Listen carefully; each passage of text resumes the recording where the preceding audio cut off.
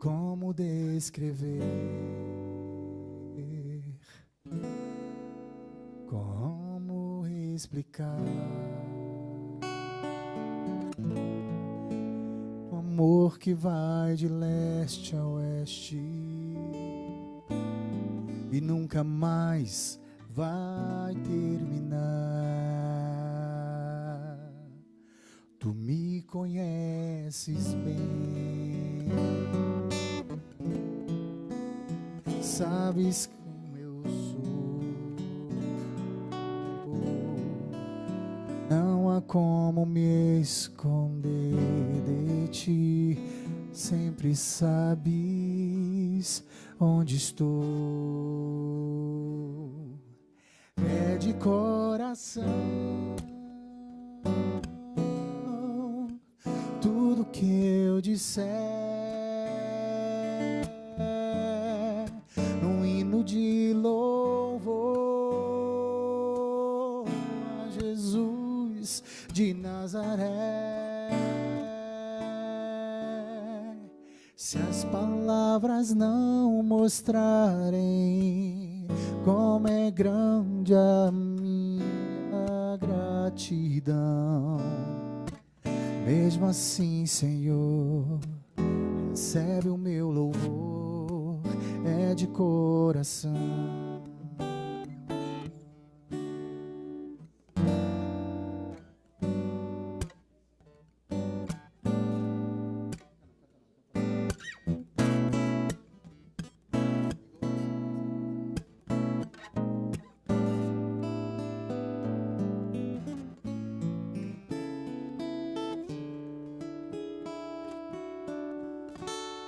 Se eu fizer chover palavras de louvor, ainda assim será tão pouco frente a esse amor. Por isso escute o pulsar do meu coração. És o caminho, a vida e a verdade. Te dou a minha gratidão. É de coração tudo que eu disser no hino de louvor a Jesus de Nazaré. Se as palavras não mostrarem como é grande a minha gratidão, mesmo assim, Senhor, recebe o meu louvor, é de coração. É de coração tudo que eu disser, hino de louvor a Jesus de Nazaré. Se as palavras não mostrarem como é grande a minha gratidão, mesmo assim, Senhor, recebe o meu louvor, é de coração. Se as palavras não mostrarem como é grande a minha gratidão, Mesmo assim, Senhor, recebe o meu louvor,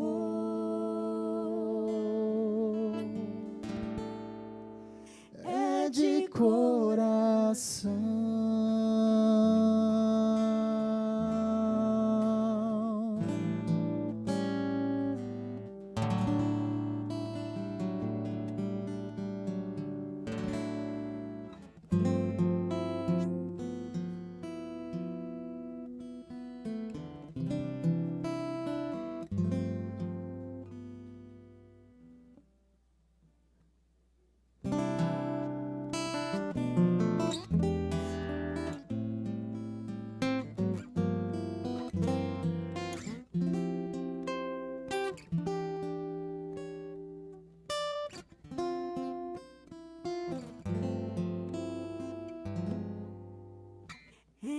és a nossa estrela da manhã,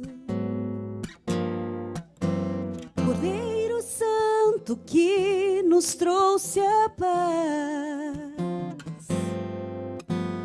Em tuas mãos está todo vencer, resposta a todo aquele que clama. A verdade é tua palavra e não podes mentir. Por isso estamos aqui. Será que você pode cantar isso com a gente, do início? És a nossa estrela da manhã, Cordeiro Santo que nos trouxe a paz. Em tuas mãos está todo vencer. Resposta a todo aquele que clama. a verdade é a tua palavra, que não podes mentir. Por isso estamos aqui. Te louvamos, ó Senhor, pelo teu imenso amor. manifesta o teu perdão E poder, assim vamos te adorar para sempre.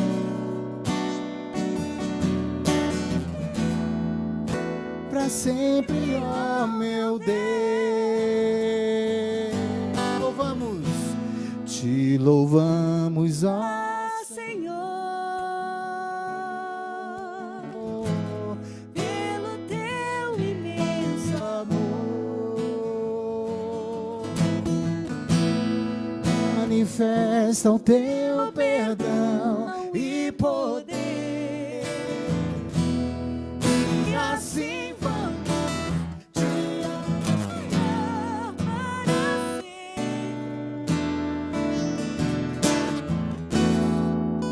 para sempre, ó meu Deus.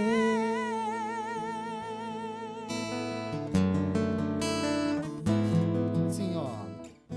Não tenhas sobre ti um só cuidado, qualquer que seja,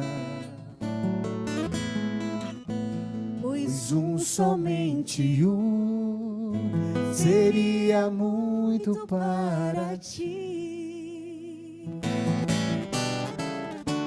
é meu, somente Meu todo o trabalho,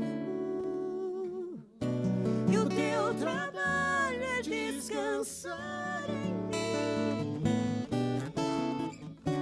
é meu, somente meu todo o trabalho.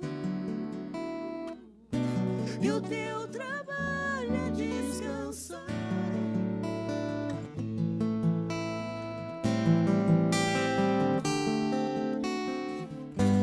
Não temas quando enfim tiveres que tomar decisão.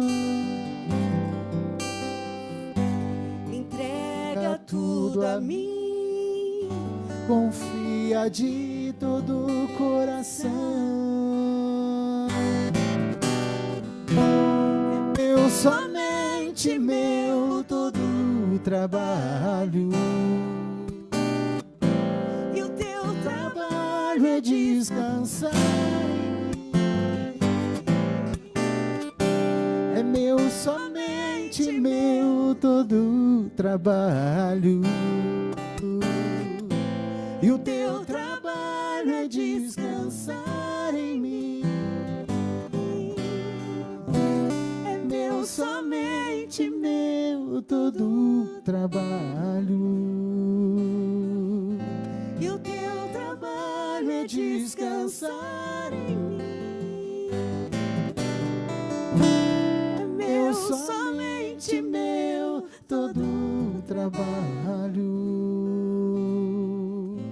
E o teu trabalho é descansar em mim.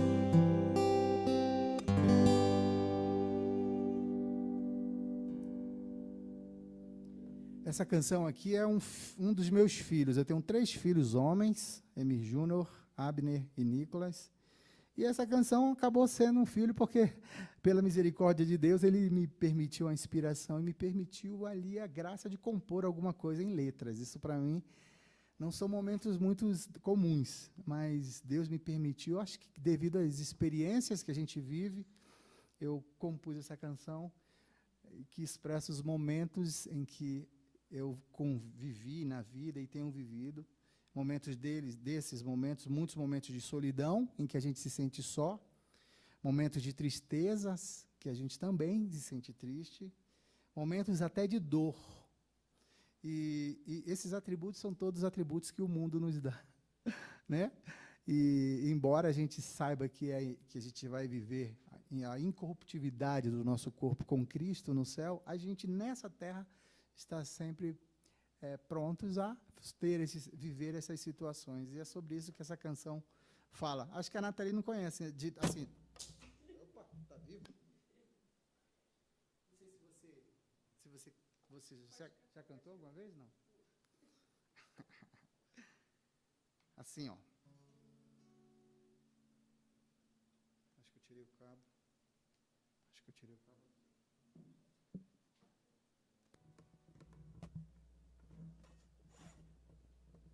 Vamos lá.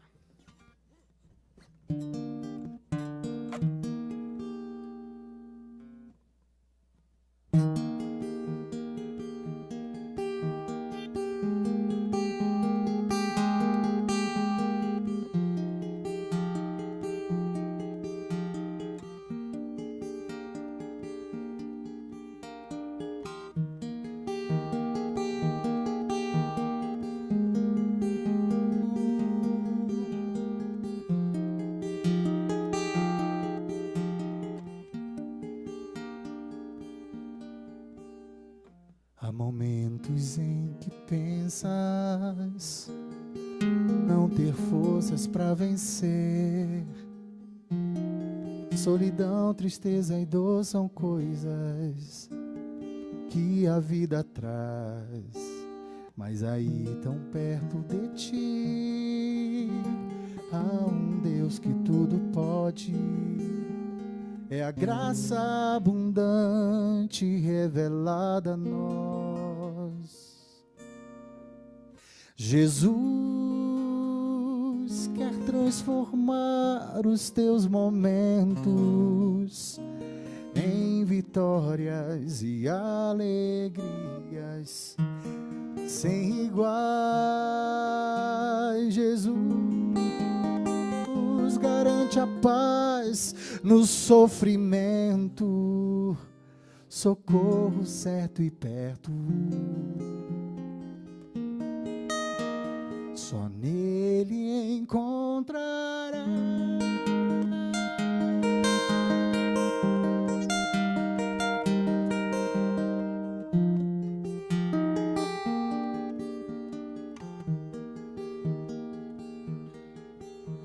momentos em que pensas não ter forças para vencer.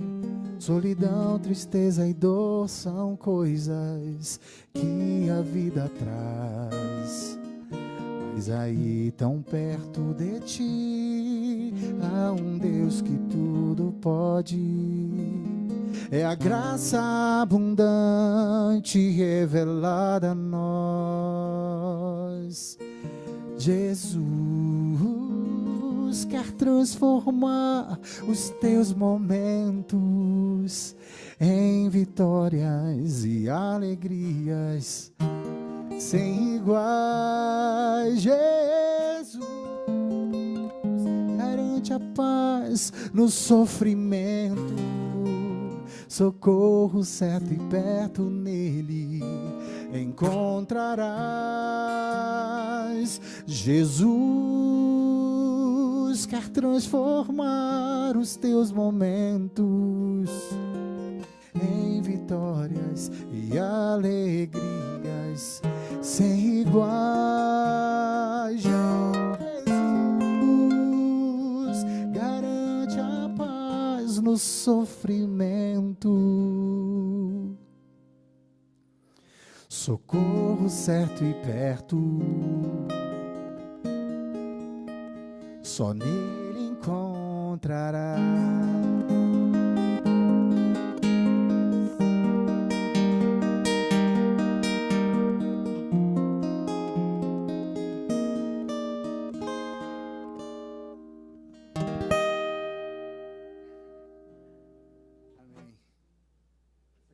falado com você, assim como fala comigo todos os dias. A conclusão que eu chego é que não importa, né? Muitas vezes importa com quem eu passo a luta, né? Muitas vezes não é qual a luta que eu enfrento, qual a dificuldade, mas com quem eu tenho enfrentado. E eu tenho enfrentado essas lutas com Deus ao lado. É sempre muito, muito bom a gente vencer as dificuldades com Ele.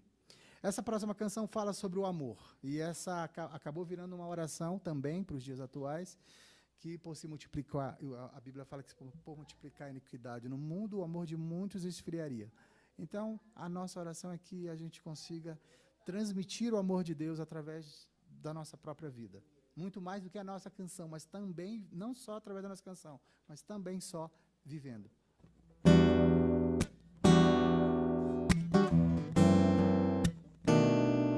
Essa canção se chama Amor Sem Fim.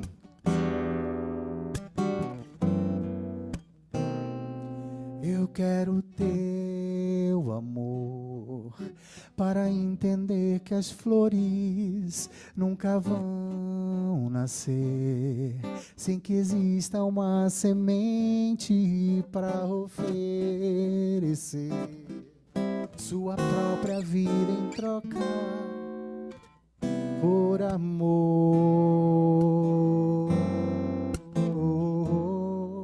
Quero teu amor para ver além do que meus olhos podem ver. E a resposta sempre chega no amanhecer. E a noite nos prepara para receber.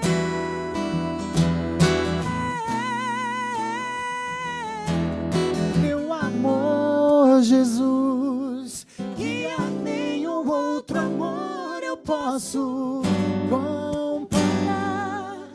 É que faz a minha alma Te glorificar quando já não tenho forças para caminhar.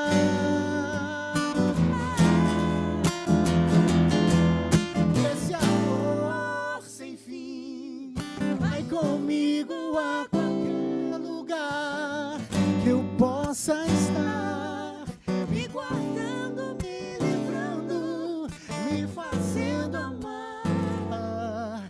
eu não vivo, Jesus, sem teu amor. Amor.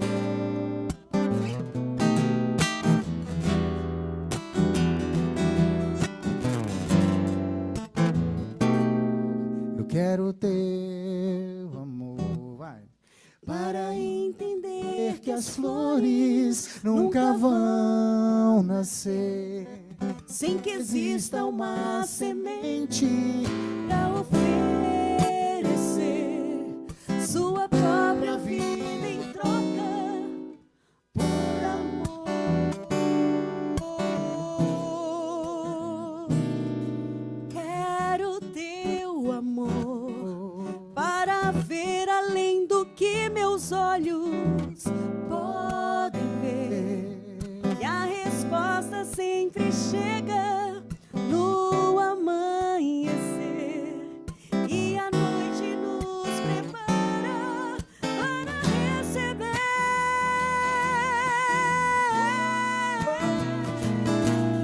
Meu amor, Jesus, que a nenhum outro amor eu posso comparar. é que faz a minha alma Glorificar quando já não tenho forças para caminhar.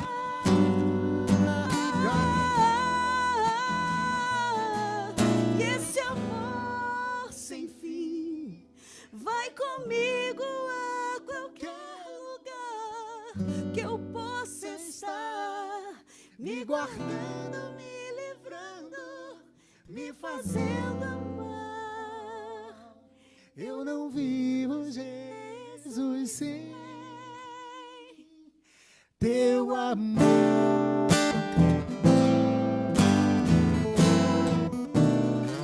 Teu amor.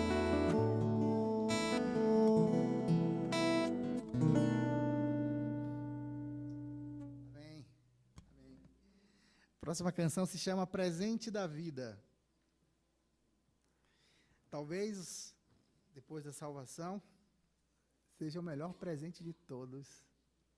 Na verdade, Jesus morreu para que tivéssemos... Jesus é o presente, né? Jesus é o presente da vida, é o grande presente da vida. É sobre isso que fala essa canção. Que o ar-condicionado...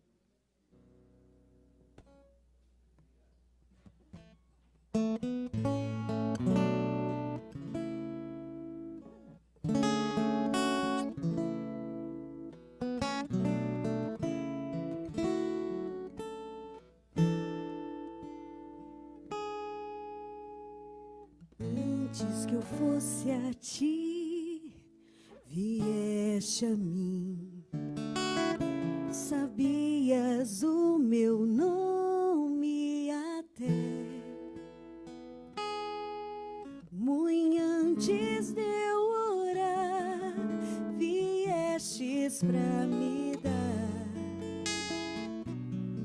o que jamais sonhei encontrar. O presente da vida te me dá. Assumiste minha culpa pra me salvar. Meu triste lamentar transformaste em louvor. Vieste para me dar a vida eterna.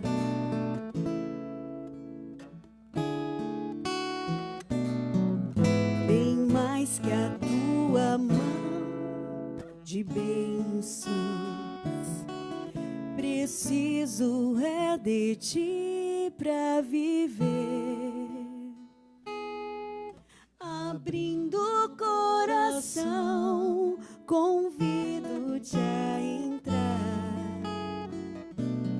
E a vida que vieste dar, o presente da vida, vieste me dar. Assumiste minha culpa pra me salvar. Eu triste lamentar transformaste em louvor. Vieste para me dar a vida eterna.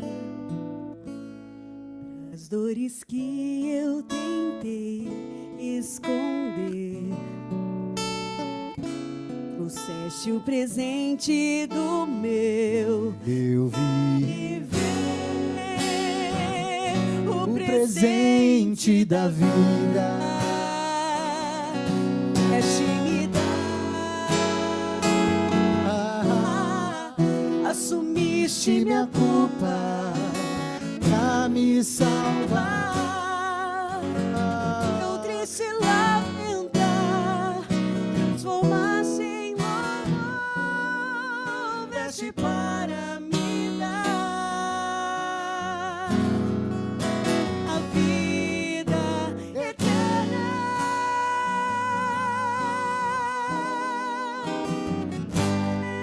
Essa canção de louvor,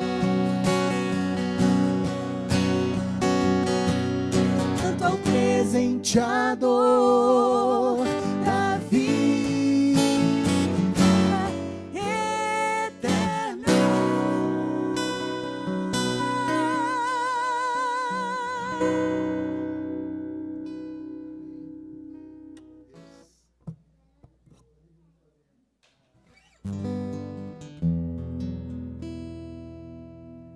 A canção, Marquinhos Gomes, fala sobre a vida de Deus em nós. E ele se retrata a história de que Deus não está no madeiro lá. Deus não está morto no madeiro, mas Ele vive no meio de nós. O meu Deus não está morto pendurado no madeiro. O meu Deus não é de prata, nem de bronze, nem de ferro. O meu Deus está bem vivo, está olhando pra você. O meu Deus quer acabar com esse sofrer. Para ser abençoado, não precisa pagar promessas.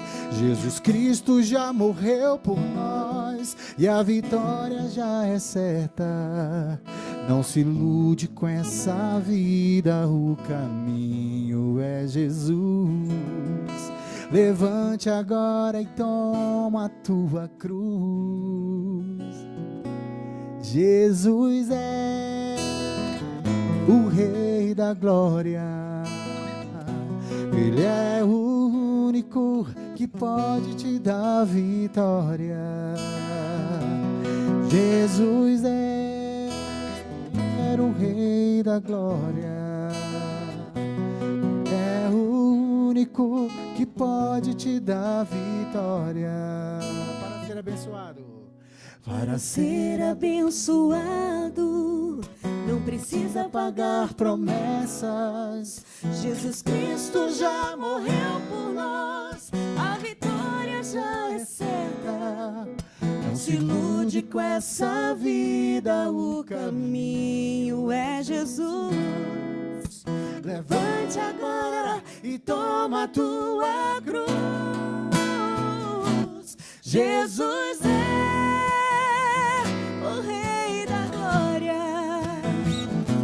Ele é o único que pode te dar vitória. Jesus é o Rei da Glória. Ele é o único que pode te dar vitória. Não existe outro Deus forte do que o meu. O nome dele é Jesus, o Rei da Glória. Você pode cantar isso comigo? Jesus é o Rei da Glória. Jesus é o Rei da Glória. O Rei da Glória. Ele é o único que pode te dar vitória. Ele é o único que pode te dar vitória. Isso, bem facinho, vai. Jesus é o único que pode. Ele é o único que pode te dar vitória. Muito obrigado.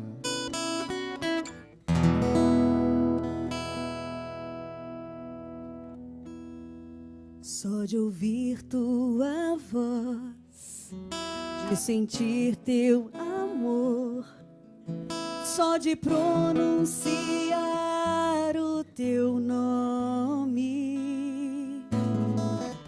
os meus medos se vão, minha dor, meu sofrer, pois de paz tu inundas meu ser.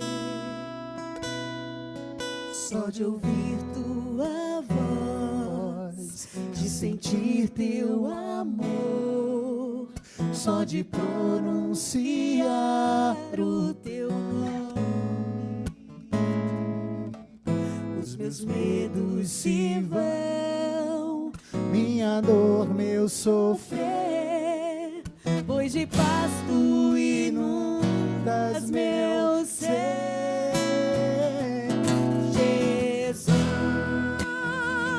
Que doce nome me transforma em alegria o meu triste coração. Jesus,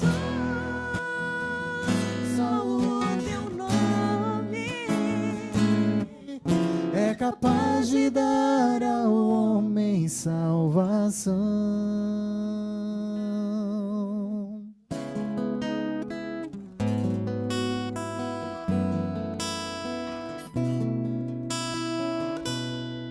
Só de ouvir tua voz, de sentir teu amor, só de pronunciar o teu nome, meus medos se vão, minha dor, meu sofrer, pois de paz tu inundas meu ser. Jesus, que doce nome, que transforma em alegria o meu triste coração. Jesus, só o teu nome é capaz de dar ao homem salvação. Agora vocês, vai, Jesus. Doce nome que transforma em alegria o meu triste coração. Jesus, só o teu nome é capaz de dar ao homem, é capaz de dar ao homem salvação. É capaz de dar ao homem salvação.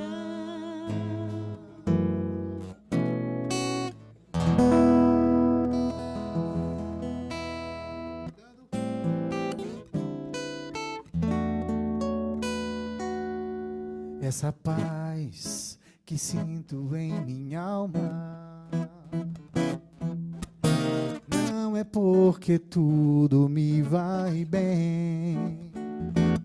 Essa paz que sinto em minha alma é porque eu amo ao meu Senhor. Não olha a circunstância, olha o seu amor. Não me guio por vista, Alegre estou. Não olha a circunstância, olha o seu amor. não me guio por vista, alegre estou. Ainda Não floresça e a vida, e a vide não dê o seu fruto. o seu fruto, ainda que os montes Se lancem ao mar, toda a terra trema. Hei de confiar, não olha a circunstância, não, olha o seu amor. olha o seu amor, Não me guio por vista, Ah, alegre estou. olha a circunstância, não, Olha o seu amor. olha o seu amor, Não me guio por vista, alegre estou. circunstância, não, Olha o seu amor. olha o seu amor, Não me guio por vista, alegre estou. circunstância, não, olha o seu amor, Não me guio por vista, alegre estou.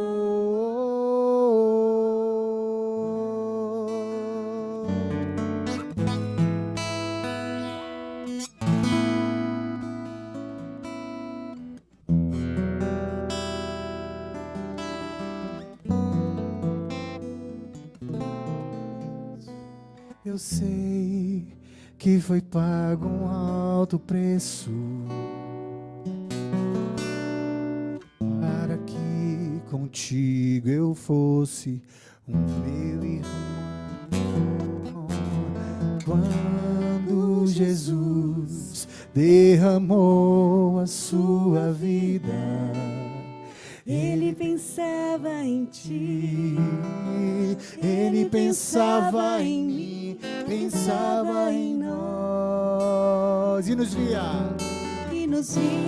redimidos com seu sangue, lutando bom combate no Senhor, lado a lado, Lado a lado, trabalhando, sua igreja edificando e rompendo as barreiras pelo amor. Na força do Espírito Santo, nós proclamamos aqui e pagaremos o preço de sermos um só coração no Senhor. E por mais que as trevas militem e nos tentem separar, com os nossos olhos em Cristo, unidos iremos andar. E na força do Espírito Santo, nós proclamamos aqui e pagaremos o preço de sermos um só coração no Senhor. E por mais que as trevas militem e nos tentem separar, com os nossos olhos em Cristo, unidos iremos andar. Unidos iremos andar. Unidos iremos andar.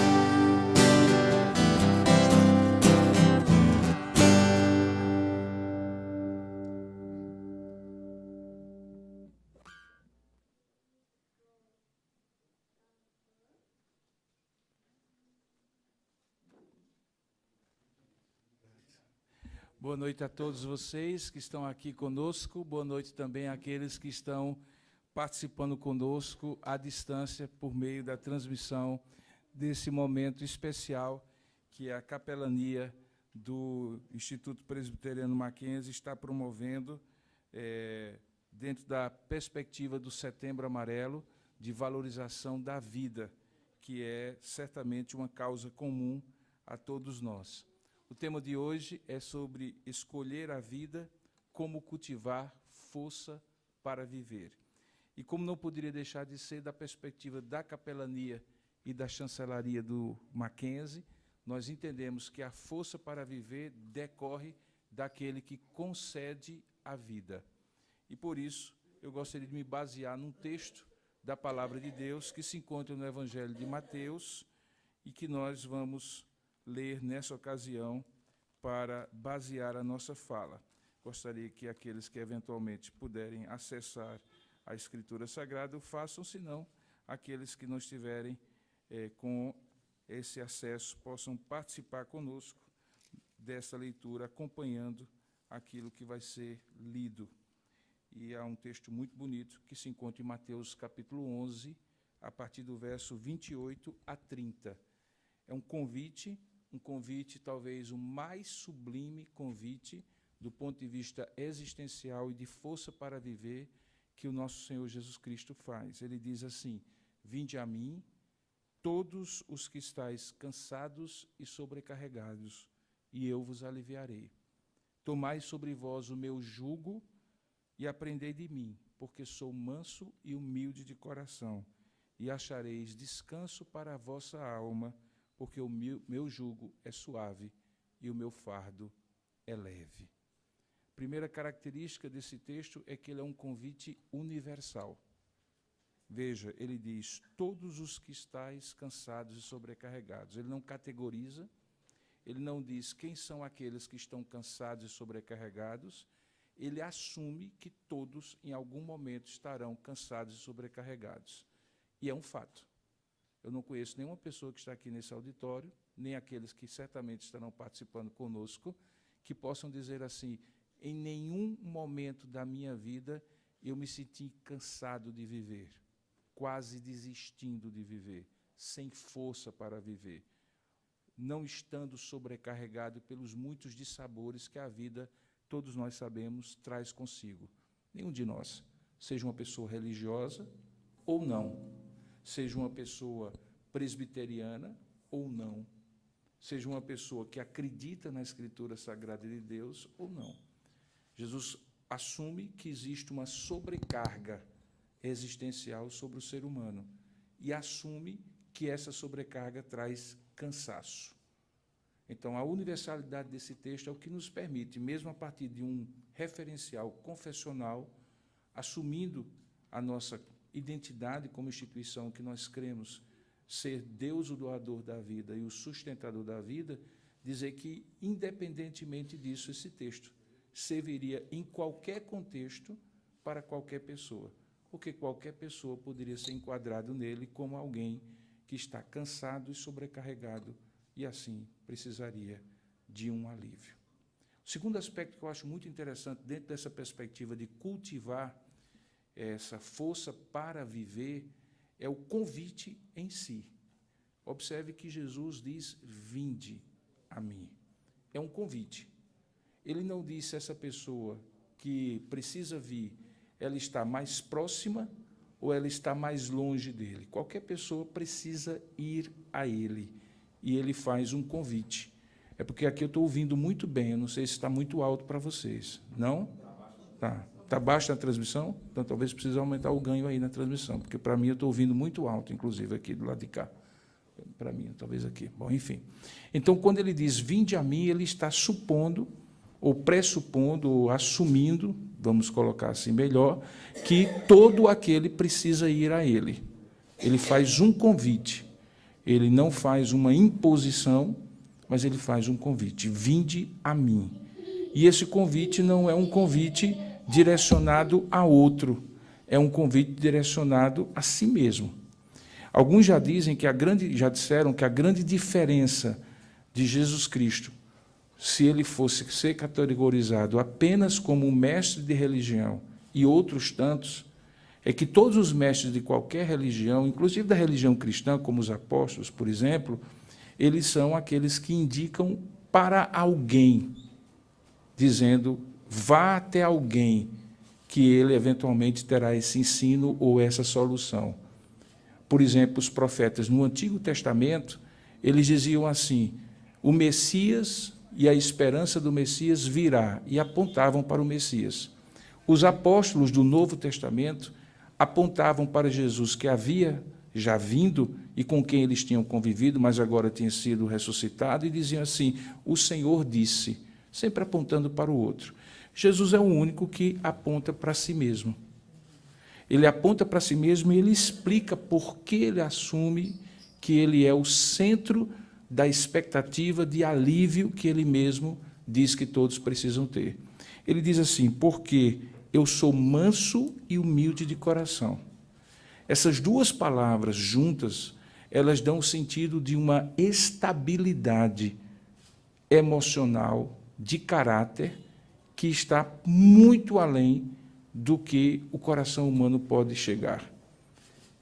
Esse manso e humilde de coração que Jesus coloca aqui é de uma outra natureza, é de uma outra essência, que o ser humano, por si mesmo, por mais amadurecido que seja emocionalmente falando, está ainda anos-luz de dizer acerca de si mesmo, eu sou manso e humilde de coração.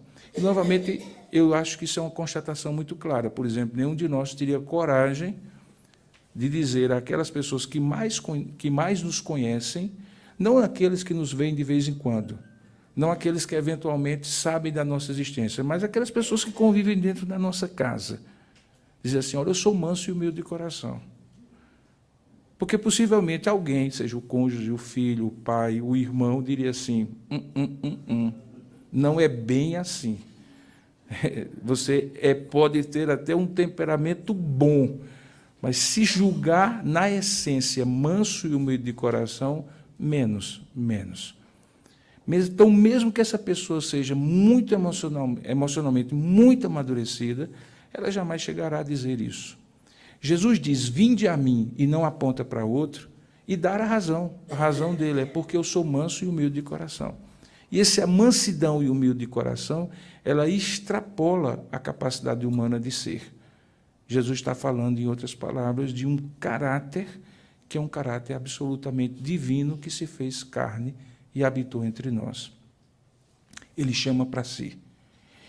Em quarto e último lugar, ele diz que a razão disso é o estabelecimento de uma outra relação daqueles que estão cansados e sobrecarregados. Veja o que é que ele diz aqui. Ele diz que ao tomar sobre si o jugo dele, esse jugo é diferente porque ele é um jugo suave e o seu fardo é leve. Se você entendeu direitinho, você percebeu que ele fez aqui um contraste. Ele falou que alguns estavam cansados e sobrecarregados, alguns não, todos estavam cansados e sobrecarregados, mas ele disse que uma vez tomando o jugo dele, que é suave e leve, o texto diz que eles serão aliviados, uma nova relação se estabelecerá. Alguns já disseram que basicamente o que Jesus faz é: me dê o que é seu e que você não tem, porque só eu tenho, e eu te darei aquilo que só eu tenho para te dar. O que você tem é cansaço e sobrecarga, me dê. E o que eu tenho para lhe dar é um jugo suave e um fardo leve. Veja que há contrastes. Enquanto um está cansado e sobrecarregado e não tem alívio, o outro oferece o alívio, porque ele é manso e humilde de coração, e o seu fardo passa a ser suave e leve, porque é o fardo de Jesus sobre si. Existe uma metáfora aqui nesse texto, que é a metáfora do jugo, ou da canga, como a gente chama no interior, que é aquele peso que se colocava sobre um animal para que ele pudesse estar devidamente capaz de carregar uma carga. E aquele peso, ele não podia ser mais pesado do que a carga que ele carregava, porque seria uma carga dupla. Imagine, e eu já vi isso acontecer em muitos lugares, que a madeira que precisava ser usada para fazer a canga tinha que ser firme, mas tinha que ser leve. Porque se fosse firme, mas se fosse pesada, ela se constituiria uma carga a mais, além da carga que o animal precisa trazer. O problema é que a vida é justamente o contrário desse fardo suave e leve. A vida traz muitas cargas para nós. E elas são cargas, pelo menos, de 3 aspectos. O primeiro aspecto é a carga das expectativas que nós criamos para nós mesmos. Nós somos seres capazes de idealizações, de sonhos, de desejos, de projetos. Na verdade, isso, inclusive, distingue o homem de todo animal.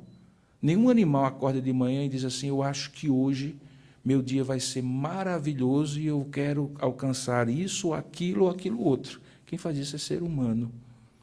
Existe uma carga de idealismo, de projeção, de sonhos, de desejos, de projetos e de planos que é saudável. Mas existe uma carga, além disso, do que é saudável, que se torna patológico. E a gente chama isso de idealizações.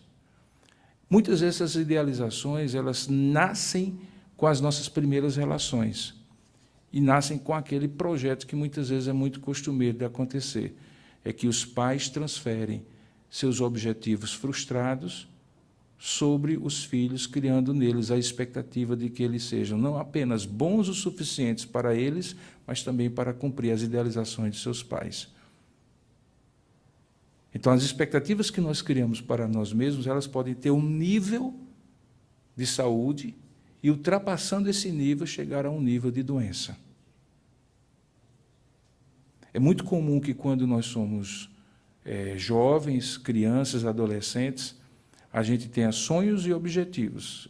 E talvez a marca da maturidade, independentemente da idade, é quando a gente começa a descartar sonhos, expectativas, projetos, idealizações, que não vão acontecer e, de maneira muito racional e objetiva, a gente descobre que não vão acontecer, mas isso não nos dói mais. Porque, enquanto doer, significa que existe uma forte carga de emoção, de idealização, que nos faz sobrecarregados por ela. Tentando traduzir isso de maneira muito prática, você não vai ser tudo aquilo que você um dia pensou que você seria, você não vai ter todo o dinheiro que um dia você pensou em ter, você não vai conhecer todos os lugares que você sonhou um dia conhecer, você não vai ter todos os amigos, todo o reconhecimento, todo o sucesso, todo o êxito que um dia você desejou ter. Só as pessoas imaturas que continuam pensando e sentindo como crianças envelhecem do ponto de vista cronológico, mantendo suas idealizações. E, quando fazem isso, se tornam cansados e sobrecarregados, porque é complicado, sonho pesa, desejos idealizados sobrecarregam o coração humano. A gente precisa ser mais realista e a maturidade tem a ver com o realismo. Então, muitas vezes, esses cansados sobrecarregados têm a ver com essas expectativas que são criadas por nós mesmos. A segunda fonte são expectativas criadas pelos outros. Pesos que são colocados pelos outros. E, nesse aspecto, talvez, duas relações são as que mais trazem expectativas trazidas dos outros sobre nós. A primeira relação é a relação do casamento. Ninguém casa com a pessoa real que convive conosco. No início, todos nós casamos com a pessoa que gostaríamos que a outra fosse. E, muitas vezes, quando isso perdura para o resto da vida, isso adoece. Talvez uma das coisas mais bonitas do amor maduro é amar as pessoas não por causa delas, mas apesar delas. E isso acontece um pouquinho mais na frente. Porque, no início, as pessoas amam por causa de, e não apesar de. E quando amam por causa de, elas projetam nas outras muitas expectativas. A relação precisa ser perfeita. Eu me recordo de um casal de muitos anos de casamento que uma vez compartilhou comigo dizendo assim: na minha vida toda eu nunca briguei com a minha esposa. E eu aqui comigo pensei assim: ou a pessoa está mentindo ou está em auto-engano. Basicamente, ou ela está mentindo para projetar uma imagem para mim, ou ela está em auto-engano. Ela pensa que aquilo que ela faz não é briga. Briga no sentido genérico. Não estou dizendo que eles se esbofeteavam, mas havia discordâncias, como há em qualquer casal. Havia pensamentos diferentes, frustrações, chateações, tristezas, mas ele acreditava que isso não tinha acontecido depois de tantos anos de casamento. De alguma maneira, ele acabou projetando tudo aquilo como se fosse uma idealização, uma perfeição que não era. Agora, imagine a pessoa que recebe essa idealização, que precisa ser perfeita, para que o outro a ame. Existe um peso em precisar ser perfeito para que o outro a ame. Existe um alívio quando você, sabendo quem você é, mesmo assim se sente amado.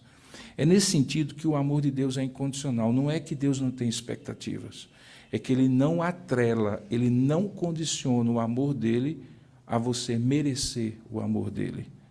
E porque você não merece, e mesmo assim você é amado, então você corresponde ao amor dEle, porque você se sente aliviado por um amor que é incondicional nesse aspecto. O problema é que nós não sabemos praticar este amor nas nossas relações, nem conjugais, nem parentais. Nós temos cercas grandes de expectativas e que projetamos nos outros e acabamos adoecendo os outros. Existe um clichê mais ou menos conhecido no cinema, que é aquele filho que não corresponde à expectativa do pai. E, de repente, por mais que tente, fracassa. E ali tem aquele momento específico do filme em que o filho e o pai entram num diálogo e o grande discurso do filho era: eu vivi a vida toda querendo agradar ao Senhor. É um clichê muito conhecido no cinema. Às vezes é um filho com um pai, uma filha com uma mãe, ou vice-versa, mas sempre essa relação de grandes expectativas que são projetadas nos outros. Grandes expectativas projetadas nos outros produzem peso nos outros, muito mais do que alívio. Com isso eu quero dizer que você não pode ter expectativa? Não. Porque se assim fosse, você seria um pessimista, e é péssimo ser um pessimista. Você tem que ser um otimista, mas até determinada proporção. Então, a primeira carga é a carga das expectativas que você produz sobre si mesmo.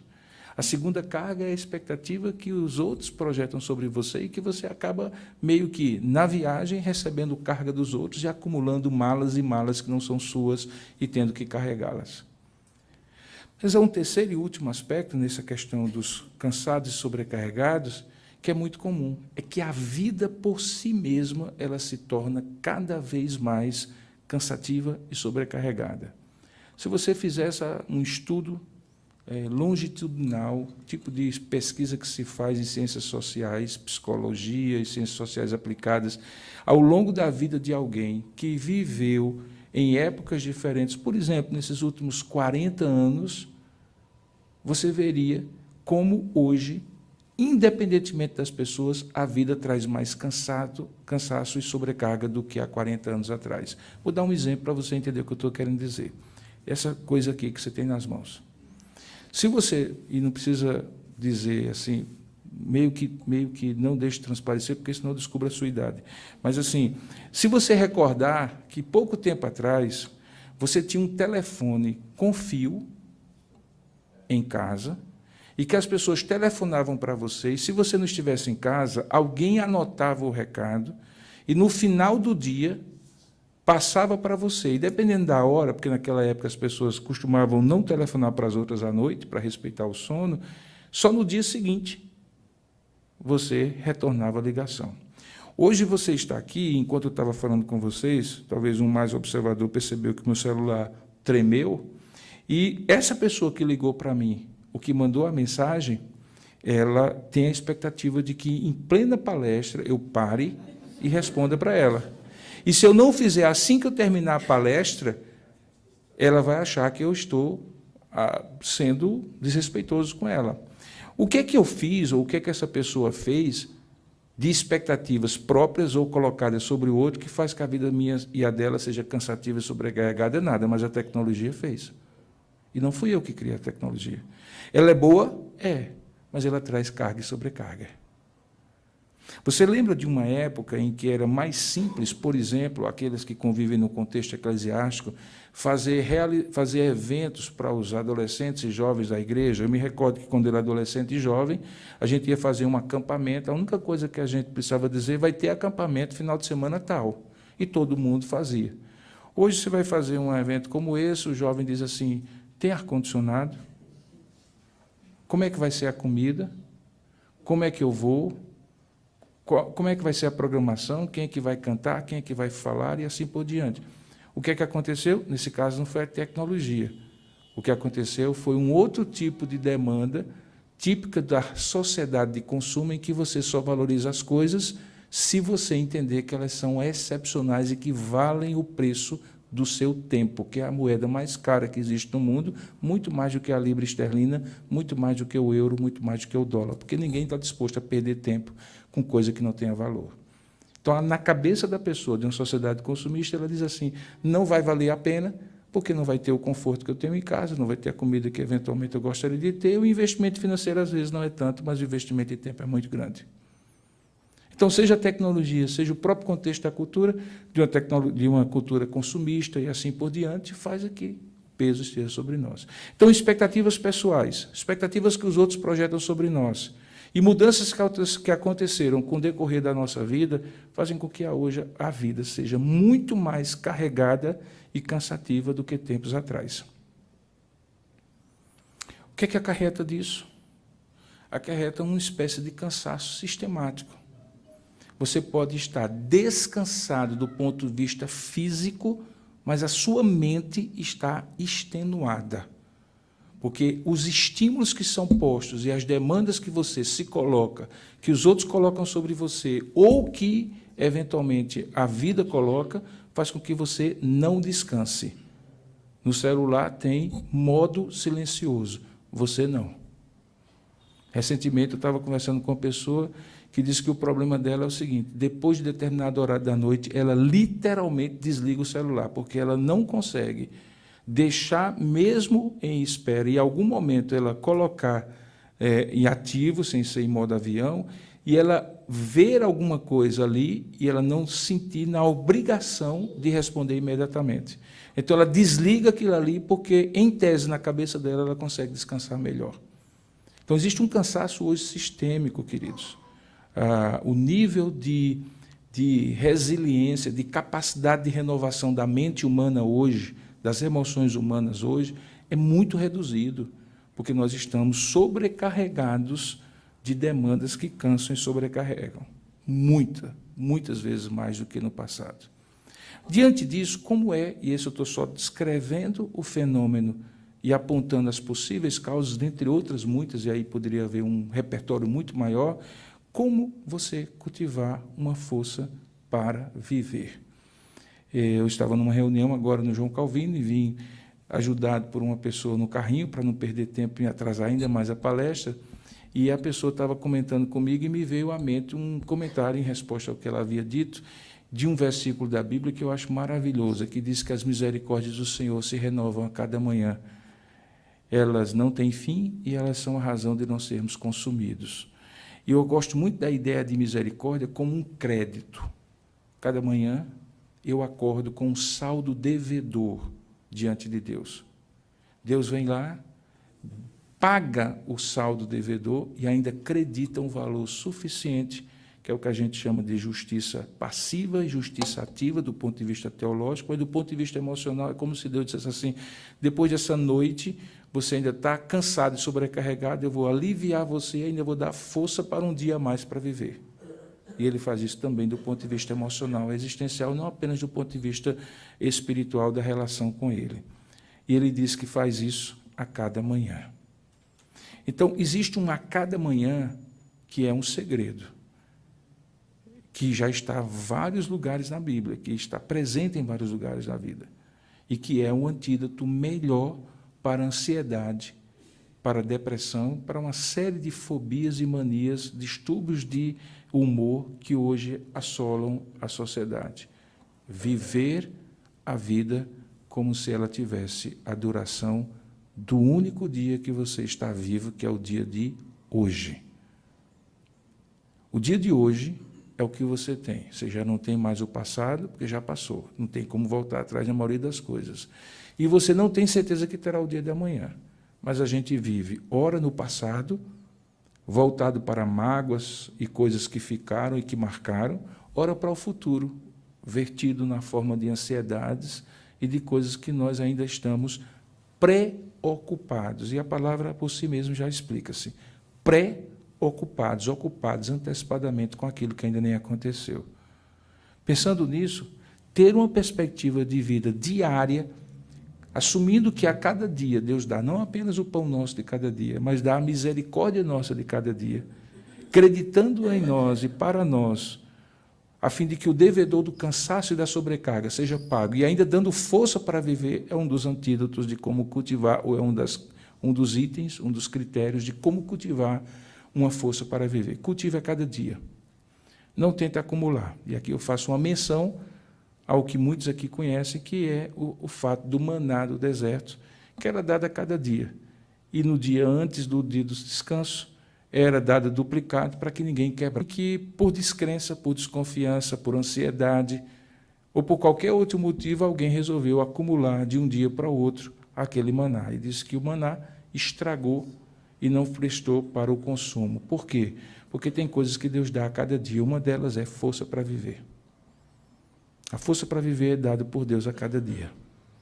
Ela não é dada para você acumular. Ela não carrega uma bateria que você fica usando ao longo do tempo.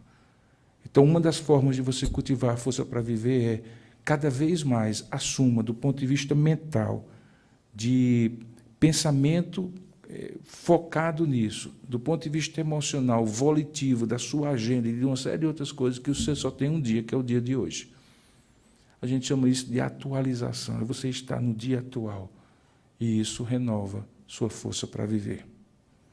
Grande parte dos distúrbios de comportamento, distúrbios mentais, distúrbios emocionais, alguns deles que geram ideação, inclusive ideação suicida, tem a ver com o que é que eu vou fazer para resolver essa questão. E o fazer para resolver essa questão, seja uma bancarrota financeira, seja um problema de ordem conjugal, familiar, de saúde, tem a ver muito mais com preocupações do dia futuro do que com o dia presente.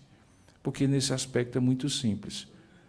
Se a sua preocupação com o dia futuro resolvesse o problema, você não estaria preocupado, o problema já estaria resolvido. E se não resolve, por que se preocupar?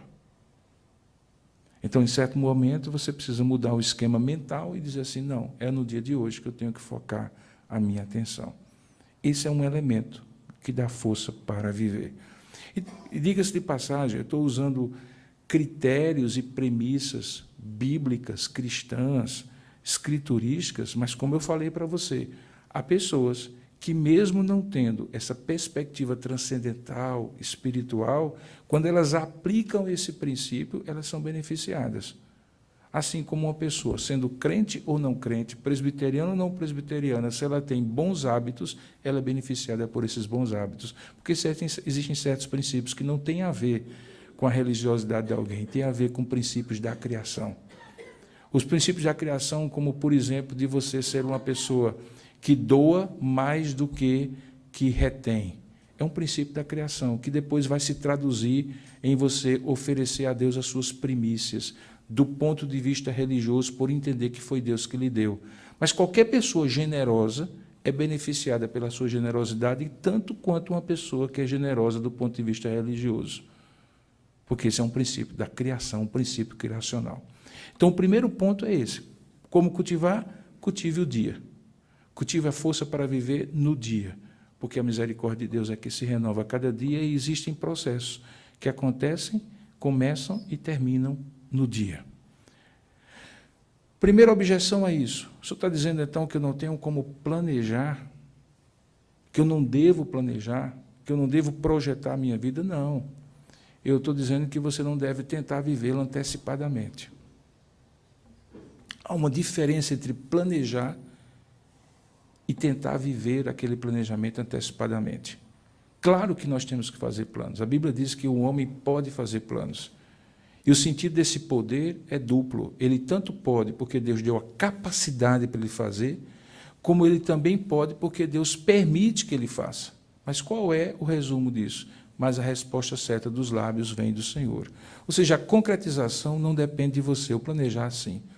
E quando você tenta antecipar e vivenciar o plano como se ele fosse presente, é como se você estivesse querendo garantir a concretização do plano. E isso produz ansiedade, entre outras coisas. Então, o seu dia de hoje é fundamentalmente o que você tem, viva-o plenamente. Eu cheguei a mencionar o segundo processo, o segundo item, o segundo critério que faz com que alguém cultive uma vida que tem força para viver. Cultive a generosidade. Eu digo a generosidade em todos os sentidos, não estou falando apenas do material. A generosidade de alma, a generosidade de coração, a generosidade de deixar... Veja, se o princípio é, eu estou muito pesado e sobrecarregado, tudo que eu retenho tem o potencial de me sobrecarregar mais ainda. Tudo que eu me desvencilho me alivia. E se tem uma coisa que me desvencilha é a generosidade. Vou dar um exemplo prático. A generosidade do perdão.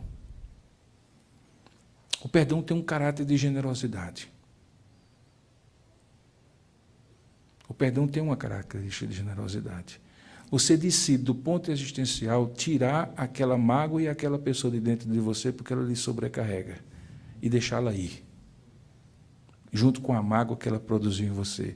E enquanto você está retendo essa mágoa, você está sobrecarregada porque o peso dessa mágoa está sobre você. Você não está sendo generoso. Generosidade tem a ver com perdão. Se você pensar em outras coisas, você vai ver que generosidade tem a ver também com isso. Por exemplo, o acúmulo de coisas. Existem aqueles acumuladores que são patológicos, mas existem os acumuladores que querem garantir pelo acúmulo a sua segurança futura. Riqueza é uma forma de acúmulo. Mas quando a Bíblia diz, por exemplo, que tendo o que comer, o que vestir, nós estejamos felizes e contentes, é porque, literalmente, é disso que a gente precisa para viver. Não significa que, se você puder ter uma poupança, você não deva ter. Se você puder melhorar de vida do ponto de vista material, você não deve melhorar. Significa apenas que você não pode depositar nisso o seu coração e ancorar a sua vida nisso. Porque, ao fazer isso, você está trazendo carga sobre você. Há um peso muito grande em manter as coisas. Houve uma época em que eu me atrevi a ser um comerciante. Eu tive uma sorveteria. Foi muito bem sucedido, diga-se de passagem. E, naquela época, eu comecei o negócio com dinheiro zero e com experiência zero. Foi uma grande aventura. E surtiu o efeito. Mas uma das coisas que eu fazia era porque, como eu não tinha dinheiro para o capital de giro, então eu abri contas em vários bancos, 5, 6 bancos. E em cada um deles eu tinha um cheque especial. E esse cheque especial era a forma como eu girava o meu capital. Era o que eu usava aqui para comprar uma matéria-prima, produzia o sorvete, vendia, cobria. E, às vezes, quando não tinha dinheiro para cobrir, porque o resultado do sorvete não era suficiente, eu usava um cheque especial de um banco para cobrir um cheque especial de outro, e ficava fazendo aquele manejo. Obviamente, do ponto de vista financeiro, isso não era uma boa política, porque, se fosse uma boa política, o banco não estaria emprestando dinheiro a mim a um valor e cobrando de mim, e o meu lucro nunca chegaria a isso, com certeza.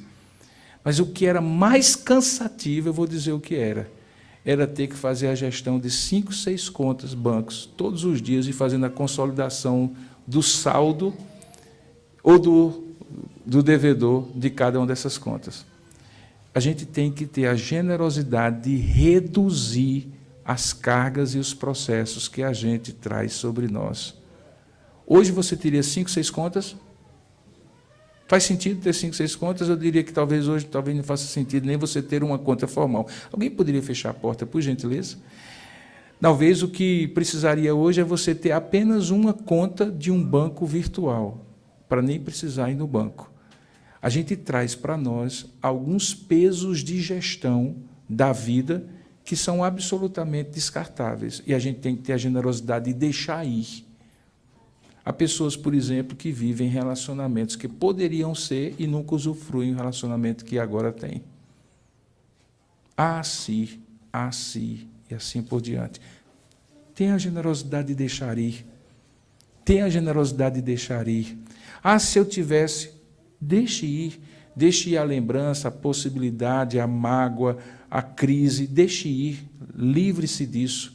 Isso traz saúde para a alma. Generosidade é fundamental para você cultivar força para viver. O terceiro e último aspecto de como você cultivar força para viver, faça da força a sua força. Eu gosto muito da ideia do judô. O judô tem uma máxima: use a força do seu oponente contra ele mesmo. Às vezes você vê aquela pessoa magrinha, que tem uma capacidade de agir em relação a outra pessoa mais corpulenta, porque simplesmente o ímpeto que a pessoa fez, a outra pessoa simplesmente usou em favor dela e contra o oponente. Pois bem, a vida a gente tem que decidir usar a força para a força. A gente precisa olhar e dizer assim: no que é que eu sou bom, serei melhor no que eu sou bom. Naquilo que eu não for tão bom, eu não vou ficar me penitenciando porque eu não sou tão bom. Vou reforçar naquilo que eu sou bom e aproveitar aquilo que eu posso, aquilo que eu tenho, aquilo que é bom para mim. Porque viver daquela coisa do que eu poderia ter feito, eu poderia fazer, ou poderia ser, ou naquilo que eu poderia ser bom, mas que eu não sou, é absolutamente impraticável. É preciso que você reforce aquilo que você é bom. E, nesse sentido, os relacionamentos são fundamentais, porque um relacionamento que me ajuda a ser melhor naquilo que eu sou bom é melhor do que um relacionamento que exige que eu seja bom naquilo que eu não sou bom. Os relacionamentos adoecem. Eles podem curar, mas os relacionamentos adoecem. Uma vez eu aprendi que viver com uma pessoa tóxica perto da gente, num relacionamento tóxico, é como pegar aquela pele queimada, que já ficou boa, mas ainda tem uma lembrança sensorial de que um dia foi queimada, e ficar encostando no calor de uma chama continuamente. Você já deve ter experimentado isso em algum momento. Já queimou, já criou uma nova pele, mas ainda tem aquela lembrança sensorial pela pele fininha que ainda está sendo criada de que aquele lugar já foi queimado. E quando você sente isso, você se afasta do fogo, você não aproxima do fogo. É preciso ter a certeza, ter o equilíbrio, a maturidade de poder fazer isso, de aproximar-se daquilo que lhe fortalece e reforçar o que lhe fortalece, ao invés de você reforçar aquilo que lhe enfraquece. Então, se eu sei que aquilo me enfraquece, eu evito. A sabedoria em evitar as coisas. Só os tolos e os imaturos caem no mesmo buraco, mesmo sabendo que ele está sempre no mesmo lugar da rua. Eu mudo de lugar, eu mudo de rua, eu mudo de trajeto. Então, se eu identifico, eu evito.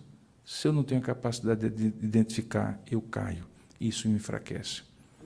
Mas há um último que eu gostaria de concluir a minha fala, inclusive para poder, se for o caso, não sei exatamente como é que estava se planejando, responder perguntas nos próximos minutos de alguém que quiser fazer alguma pergunta publicamente, e, se for possível, responder.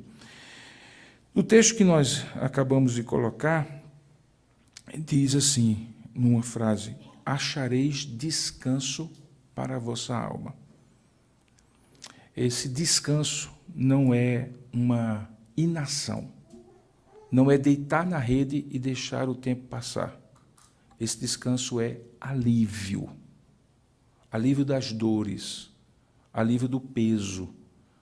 Porque quando alguém está sobrecarregado e cansado, essa pessoa está não aliviada, ela está cansada.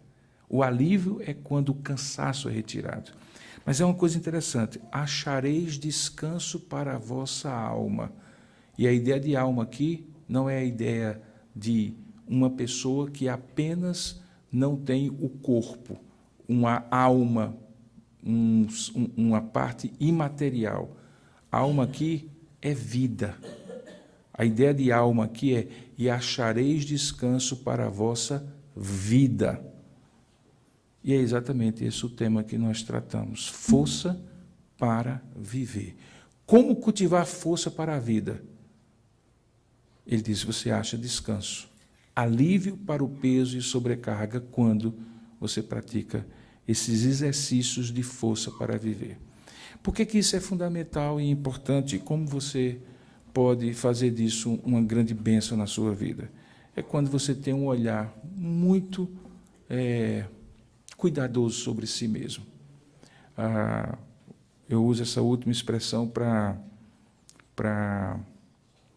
ilustrar o que eu estou falando. Recentemente, como alguns de vocês sabem, eu tive uma crise de coluna muito grande e eu comecei a prestar mais atenção na minha postura. A gente se senta de todo jeito, deita de todo jeito, anda de todo jeito, até que a coluna começa a doer, fazer mal, né? Então a gente começa a ter o que a gente chama os fisioterapeutas, os fisicultores, aquelas pessoas que trabalham com a fisiologia do corpo, dizem consciência corporal. Mas existe uma consciência não corporal, a consciência da alma, das emoções. Emoção tem nome e sobrenome. Frequentemente na clínica, quando alguém diz assim: eu estou triste, eu digo: dê o sobrenome dessa tristeza.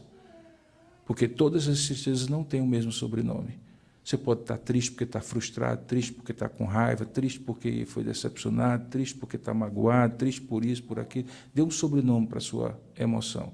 A gente não costuma dar sobrenome para a nossa emoção. A gente usa termos vagos: estou com raiva, estou triste. Não, dê sobrenome. Se dê o trabalho de entender a sua emoção. Às vezes a gente não faz isso sozinho, nem consegue fazer isso. A gente precisa de um olhar do outro. E é nesse ponto que os relacionamentos são importantes. Nem toda pessoa que está conosco, que serve para qualquer outra coisa, serve para nos dar esse olhar. Mas tem pessoas que servem.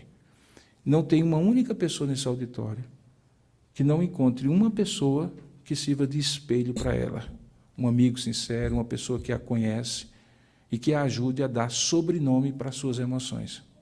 Às vezes é um profissional de saúde mental, às vezes é um conselheiro cristão, um pastor, uma pessoa de mais maturidade, que lhe ajuda a fazer assim, ó. Você vem e mostra a emoção para ele ou para ela, e essa pessoa, como um espelho, faz certas angulações para você descobrir os nuances da sua emoção. Estou triste, mas estou triste por quê? Não, eu estou me sentindo mal, mas eu estou me sentindo mal por quê? O que provocou? Por que esse mal-estar é mais forte do que outros mal-estar que eu tive? Por quê? Então, essa capacidade é fundamental. Crie consciência emocional. Esse mês de setembro, que normalmente se dedica a esse tema, tenta objetivar isso, valorizar a vida pela consciência emocional. Recentemente a gente teve, infelizmente, aquela situação da ex-campeã olímpica Valeuska do vôlei, que muitos diziam ao seu redor que era uma pessoa que dificilmente cometeria o que cometeu, porque as investigações ainda estão em curso, mas provavelmente o que ali aconteceu foi um suicídio. E alguns dizem assim, mas eu não podia imaginar nunca que essa pessoa faria isso. Sabe, essa é a fala mais comum de pessoas que convivem com outras, que eventualmente, num momento extremo, de muita fragilidade emocional, cometem algo contra a própria vida. E as pessoas ficam dizendo, mas ela não dava sinais de nada. Eu não podia nunca imaginar que essa pessoa, na verdade, dava. O primeiro sinal é essa pessoa não cuidava das suas emoções, ela não tinha consciência emocional, ela não falava das suas emoções, porque talvez achasse que ninguém ia ouvir. E tinha gente para ouvir. Então, não guarde suas emoções para você. Procure alguém para conversar, procure alguém para abrir.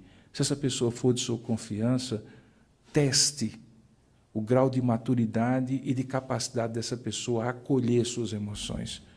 Quando a gente entra num lugar, numa praia, no lago, que a gente não conhece, a gente não mergulha de cabeça. A gente vai colocando os pezinhos aos poucos e testando a água. Toda relação de confiança com alguém que a gente vai abrir a alma e abrir as nossas emoções é um teste em que a gente vai entendendo até que ponto aquela pessoa tem a nossa confiança, a maturidade, a competência de acolher nossas emoções. Mas não deixe de fazer isso. Cuidar da consciência emocional é, sem dúvida alguma, cultivar força para viver. Eu espero que, de alguma maneira, essa minha fala, que já se alongou muito mais do que deveria, tenha sido útil para lhe fazer refletir um pouco sobre esse tema de como cultivar força para viver. E me colocar à disposição para alguma dúvida que surgiu, alguma pergunta que seja feita, e por alguns minutos nós podemos ainda estar juntos aqui. Se não, nós vamos encerrar e logo depois nos colocaremos à disposição, inclusive a capelania que está aqui, representada pelos capelães, para alguma interação que alguém quiser ter com algum deles. Tá bom? Alguma pergunta, alguma dúvida? Alguma consideração, alguma observação? Se não, eu gostaria de convidá-los a ficarem de pé, gostaria de convidar o reverendo Gildásio, que é o nosso capelão e universitário, para encerrar esse momento com a oração, e depois nós teremos um momento de interação, de conversa e de acolhimento daqueles que estão aqui. Tá bom? Esperamos realizar outros eventos dessa natureza, com outros temas, e certamente queremos contar com você que está aqui e também com aqueles que participam à distância. Querido Deus, a nossa gratidão ao Senhor por esse momento que é tão importante para nós. Podemos aqui ouvir a respeito desse tema que é tão sensível e tão significativo ao mesmo tempo. Tua palavra nos ensina que o Senhor veio para dar vida, e vida com abundância. Vivemos numa sociedade que está adoecida em razão de tudo aquilo que nós ouvimos aqui nessa noite. Pedimos agora que o Senhor dê a cada um de nós o equilíbrio, a sobriedade necessária, a sabedoria para podermos entender esses momentos, esse contexto adoecido no qual nós estamos inseridos, ajudar a nós mesmos e também olhar para o outro com um coração disposto também a ajudá-los.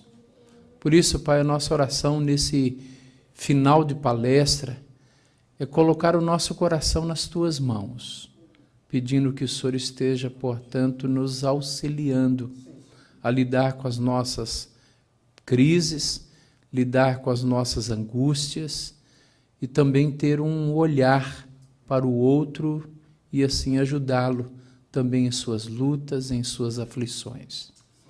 Nós queremos expressar que a vida que Jesus Cristo veio nos trazer, ela pode ser de fato compartilhada, trazer saúde, trazer, portanto, equilíbrio, vida, revitalização a todos aqueles que de alguma maneira nos buscam buscam a capelania, a chacelaria, e aqui buscando uns aos outros, no sentido de receber a cura, o auxílio, o olhar amigo, a compreensão, o abraço, o acolhimento, para que possamos, assim, transformar a nossa sociedade num lugar melhor, com pessoas melhores. Ajuda-nos nisso. É a nossa oração com gratidão, em nome de Jesus. Amém. Obrigado, querido. Estamos encerrados. Uma boa noite a todos. Deus os abençoe. Muito obrigado pela presença.